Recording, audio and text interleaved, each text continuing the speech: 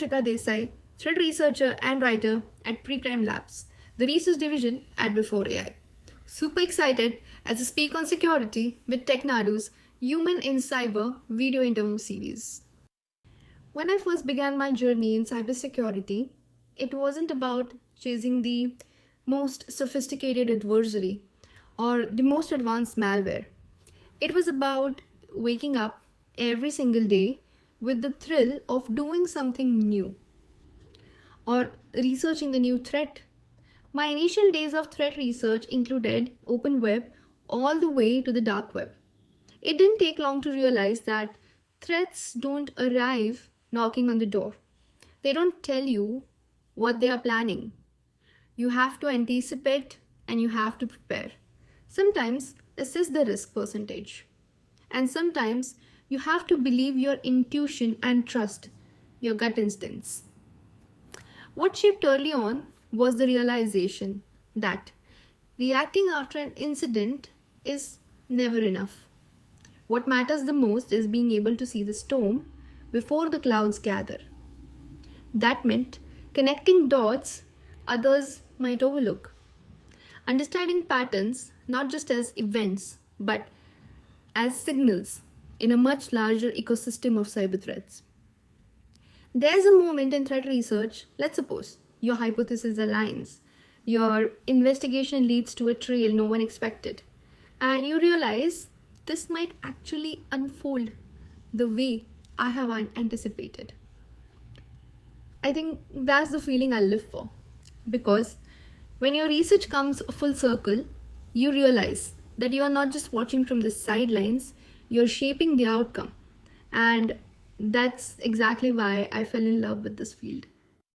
Yes, AI is undeniably a powerful force in today's cyber attacks. And we simply just can't ignore how threat actors are using these capabilities. This is a shift that we are witnessing in real time. It's not just about automated phishing kits anymore. It's about AI-driven campaigns.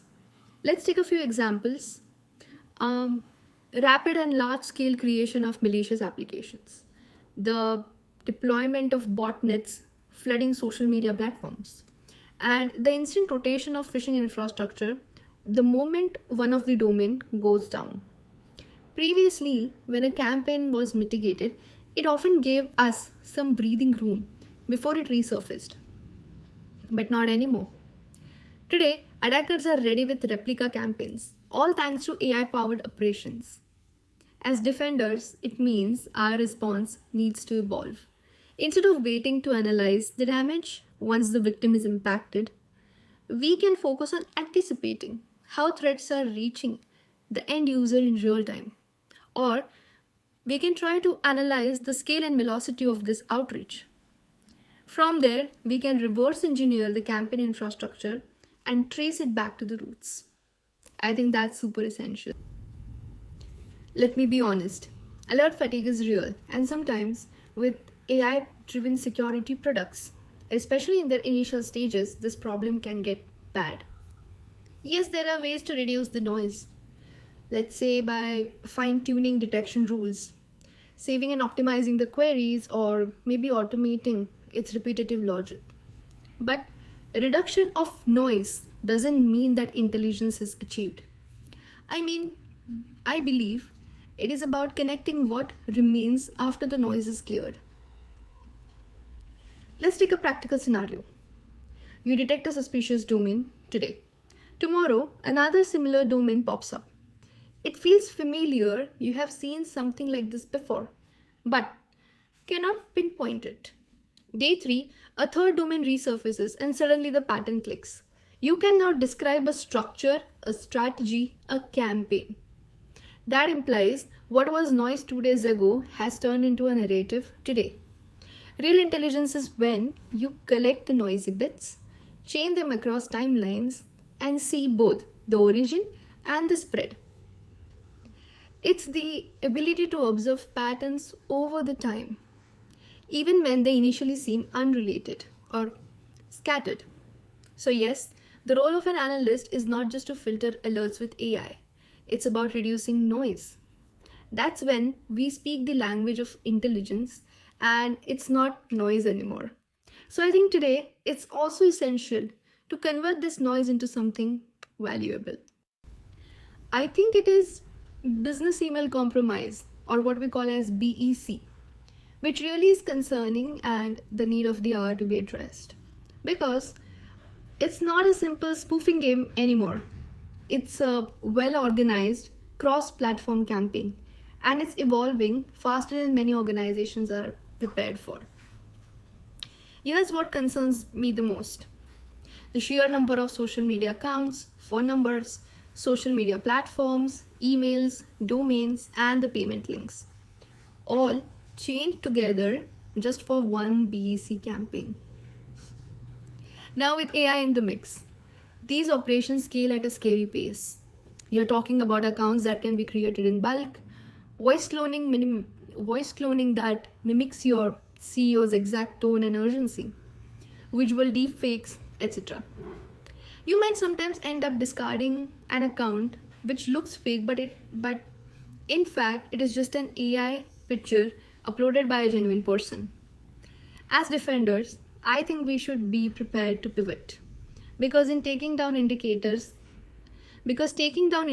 in isolation doesn't win the battle. When you receive a suspicious voice call, you don't just check the number. We should pivot. Is this number related to any messaging app? Is it registered on any social media platforms? Has it been used in similar campaign elsewhere? What does previous intelligence say about it?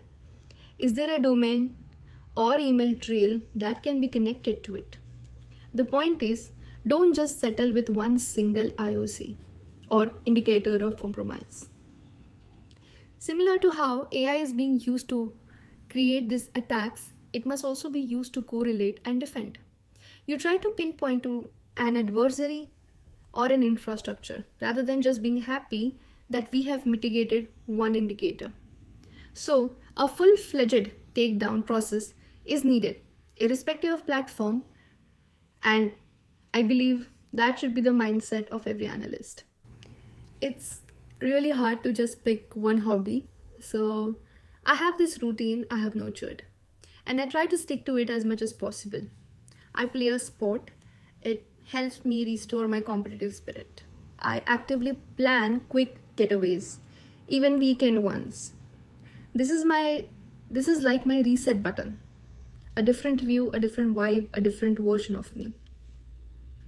I try to engage in journaling or make scribbled plans and in messy handwriting that somehow brings me more clarity than being in front of a screen. And I love reading fiction. If you wonder where my detective mindset comes from, well, it's from Agatha Christie and Sidney Sheldon. It is. Give me a whodunit and it's hard for me to put it down. Mix that with a good self-help book and I'm like good for days. Sometimes on my lowest days, I allow myself to just be. Order some comfort food, accept that today might not be my day, and remind myself that it's not the end of the world.